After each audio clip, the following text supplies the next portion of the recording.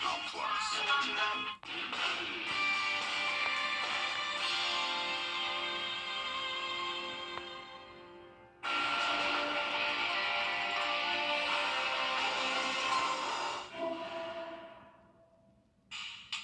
They say patience is a virtue, but for some things, we can't wait.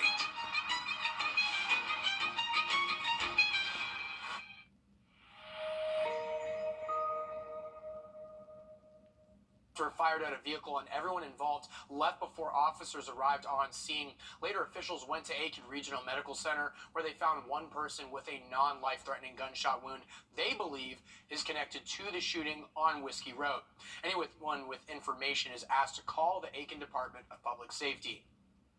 And another pedestrian has been identified from a deadly accident that happened in Augusta Friday night. Officials say 76-year-old Carl Johnson died when he was struck by a vehicle on Mike Pageant Highway near the Union Cemetery. Mike Pageant Highway is one of 3 hotspots for more than 55 pedestrian deaths since 2018 in Richmond County. Other trouble areas are Gordon Highway and Peach Orchard Road. This latest death joins a deadly weekend of travel in Georgia where at least 8 people have died since Thursday. And SLED has been called in to investigate an Aiken County shooting after officers shot a suspect early this morning. Around 1 a.m. this morning, deputies were dispatched to a home in northeast Sally, South Carolina to investigate a suspect with a shotgun. The 911 caller said the suspect showed up at her home with the gun and left. Deputies later searched around in the area and found the suspect. After initially refusing commands to put down the shotgun, suspect was eventually hit by a beanbag round when he had his hand behind his back and in his waistband. That's when he pulled out a handgun out at deputies and fired. Officers then returned fire and hit that suspect. Officials say no deputies were hurt and the suspect was taken to the hospital and is not seriously injured from that shooting. And the Richmond County coroner has identified a man who was killed early yesterday morning in a shooting. The deputies responded to the home on Blackstone Street near Deansbridge Road to report of gunshots. They said they found 28-year-old Deontay Sledge in a vehicle at the home shot once. This follows deadly shootings on Thursday and Friday in the CSRA. And the debate is over with Thanksgiving week coming to a close. We're now in the countdown to Christmas. Audrey Dickerber is in the studio after checking in with a local Christmas tree farm. Audrey? This weekend is the busiest for Gay's Christmas Tree Farm. They had at least 8,000 trees growing on the property. They tell me they sell up to 600 trees the weekend after Thanksgiving as people get ready for the holiday season. I provide a family experience, not just a tree. You can go anywhere and get a tree. I like for the families to come out here with the bonfire, the hayride, the hot chocolate popcorn, and that way the families can have a family time out and get a full experience, more so than just a tree. Families look forward to coming back every year. For a long time, didn't get a real tree, got fake trees, started, having kids, family grew. Figured, why not start, going to get a real tree every year, and it's just kind of been an ongoing thing for close to a decade now. I've been coming out here for the past 8 years. Even though the farm has been here for 22 years, they still receive new customers every year. Because the other Christmas tree farms in the area are not like this one. As families continue their Christmas traditions, they have the chance to make a new one. Gay's Christmas Tree Farm donates trees to Fort Eisenhower and gives families the chance to do that too. People can sponsor a tree, and I've had our Sunday school class sponsored 3 trees. I've had some other friends. For $40, they can purchase a tree and just, make the $40 donation. And there's a card they fill out that actually we get attached to the tree so they can write a handwritten note. So when that recipient receives that tree, they've got a handwritten note from the Sunday school class or from the individual that purchased or sponsors that tree. Because there's no better time to give back to those that give so much. That's just something we can kind of give back to the guys and girls that are make sacrifices to be away from their families and all that, and it allows me the freedom to do what I'm doing here today. The trees will be donated Thursday morning, so if you would like to sponsor a tree, make sure to get out to the farm this week. If you already have a tree or would just like to sponsor a tree, you can reach out to the farm directly. For more information, visit wrdw.com. All right, thanks for checking in on the tree sales following Black Friday weekend, Audrey. And today, millions of Americans made a dash for home after the long Thanksgiving weekend.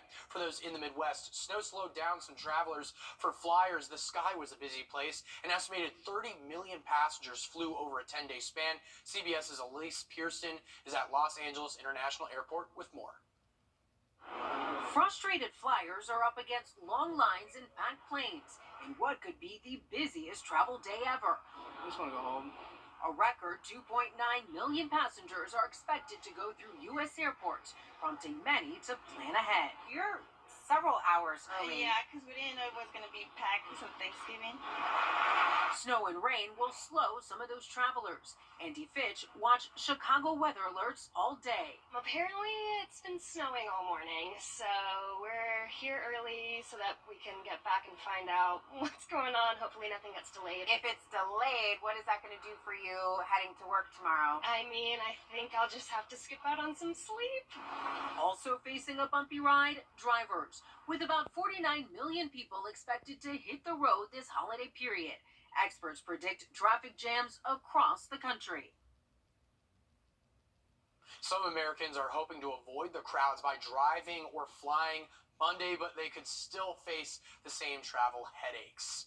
And the numbers are back in from Black Friday, and many retailers have a reason to smile. Several reports show Friday's holiday sales set records. Both in-store and online sales were up from last year. One report found foot traffic in traditional stores rose nearly 5% from last year, and analysts predict Cyber Monday may generate up to $12 billion in sales, which would also be a new record.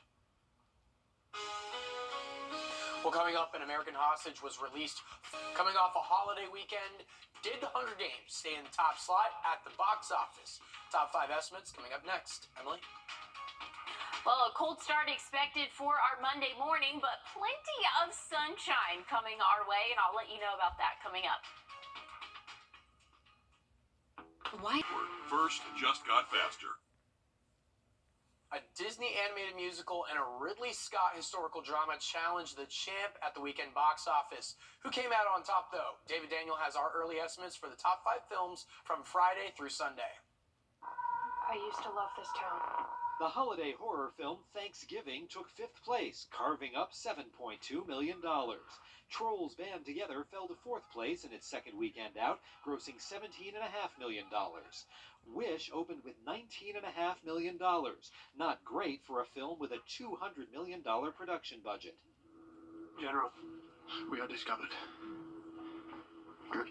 Joaquin Phoenix reteamed with his Gladiator director Ridley Scott for Napoleon, which made $20.4 million to debut number 2.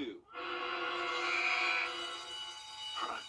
A second straight weekend win for The Hunger Games, The Ballad of Songbirds and Snakes. The prequel earned $28.8 million for a 10-day domestic total of $98 million. In Hollywood, I'm David Daniel.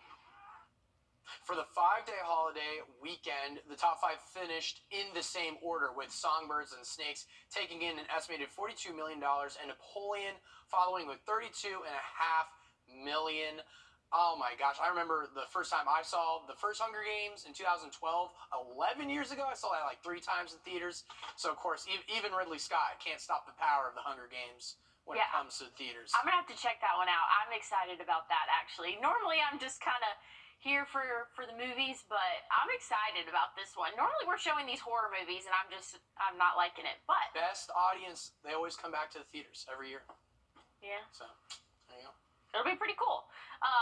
Things that are also pretty cool, this week's forecast. I'm looking forward to it personally.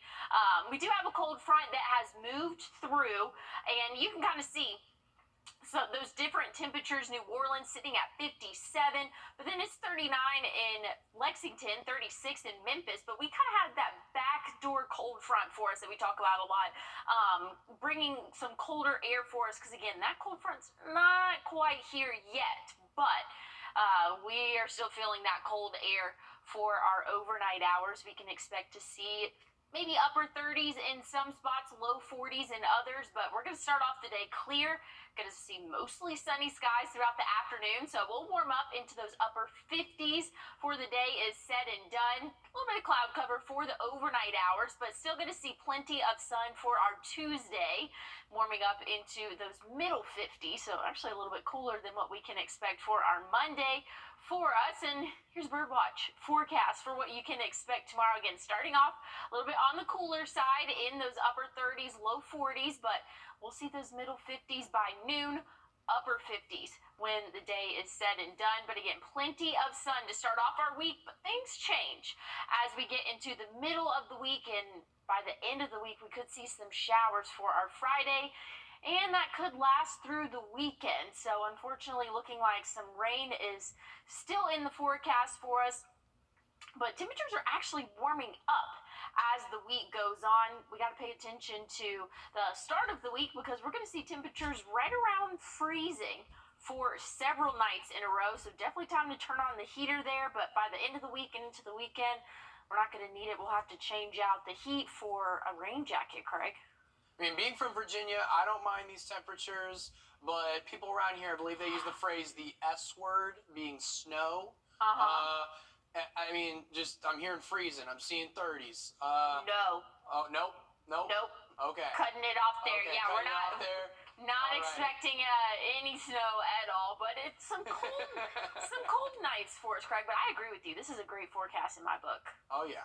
Alrighty. Well, thanks for the heads up, Emily. And coming up in sports, the SEC championship stage is set between Alabama and Georgia.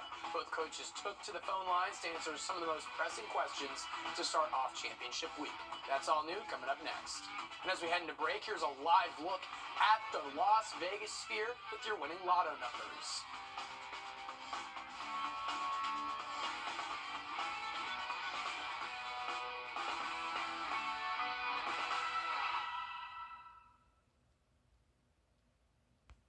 First Alert Radar, powered by Jim Hudson Automotive Group.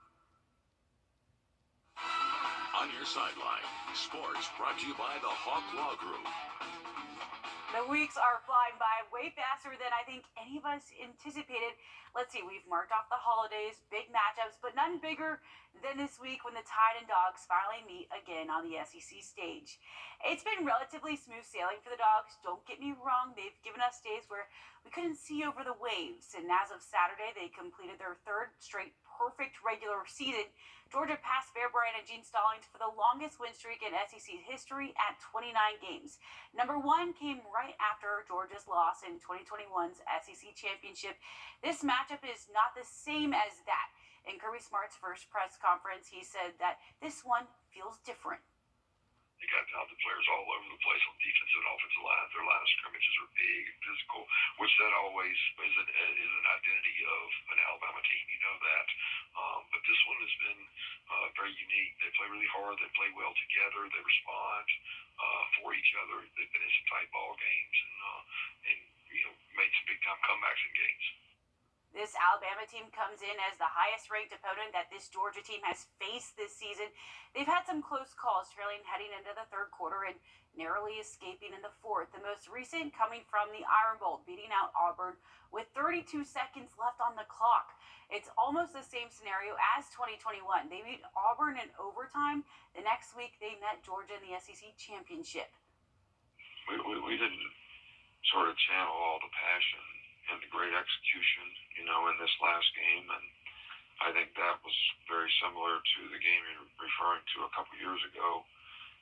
So to get our players to sort of have good perspective on building on the things they did well and improving the things that we didn't do well, so that we can channel our passion into positive execution on a more consistent basis.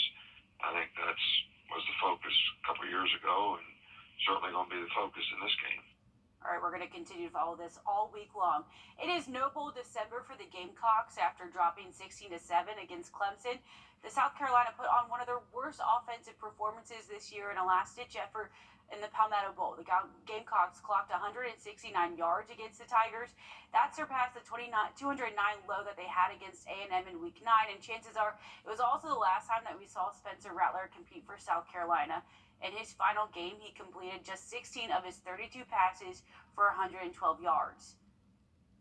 I mean, this place meant everything to me. Coming here, being here 2 years and just enjoying every moment, the adversity, the success. I feel like, I wanted to be a part of change in this program. And, I feel like I put 110% effort into it every day and coming in the facility, leading like I know how, becoming a better person with Coach Beamer, Coach Dow. Could have easily not won 5 games just by throwing the towel in, and we fought. Just love these dudes, man. While the season comes to an end for the Gamecocks, Clemson awaits its bowl fate this upcoming Sunday. Okay, the Falcons snapped a 3-game losing streak to sit tied with the Saints atop the NFC South. In his first game back as starter, Wrdw overcame 2 interceptions to get the win. The Panthers, like my mom always says that she hates to repeat herself, I find myself feeling the same when it comes to them. Well, we saw lots of rain throughout the day, lots of steady rain, I should say, but about less than half an inch for us. Now, going into the week, things are looking a lot drier. I have one more check on your forecast coming up. After an accident is our middle name. One more story before we go. Thanksgiving was lucky for one man from Illinois who cashed in a winning lottery ticket. He was at his favorite restaurant in Michigan that he drives from Illinois. He said he usually buys 10 or 20 chances of the Lucky for Life lottery, but in September the clerk accidentally gave him 10 chances on each ticket, and that mistake paid off as he matched 5 numbers on a draw. He opted for the lump sum payout, plans to travel, then save the rest of the money. I want to accidentally win some money right there. I need that luck in my life. What are the chances of that happening? Well, I guess chances were on his side. Yeah. What would you do if you won a lot of money with a lottery? What was your first purchase? Oh, gosh. Oof, vacation time. That's for sure. I wouldn't know. I would build a house, make sure my family's taken care of, and then you can't have too much money. You gotta give back. That's so sweet. That's so sweet. I'm a sweetheart. I'm like, student loans? Bye-bye. Yeah, no, I know. No, you gotta, I feel that. I'll donate to my amazing coworkers. Because Craig said that he was gonna donate to me too that one time. Yep. Okay, so like 80, 10? I'm picking on him. Yeah, that could work. That could work. I like those chances. One more look, though, at the forecast this week. Kind of feels like you won the lottery, at least for the first couple of days, in my opinion. Could be in the 50s, plenty of sunshine, but rain comes back into the picture for our weekend, unfortunately. Well, thanks for staying up late with us. If you're up early this morning, show begins at 4:30. Thank you for staying with us as you start your work week. Have a good night.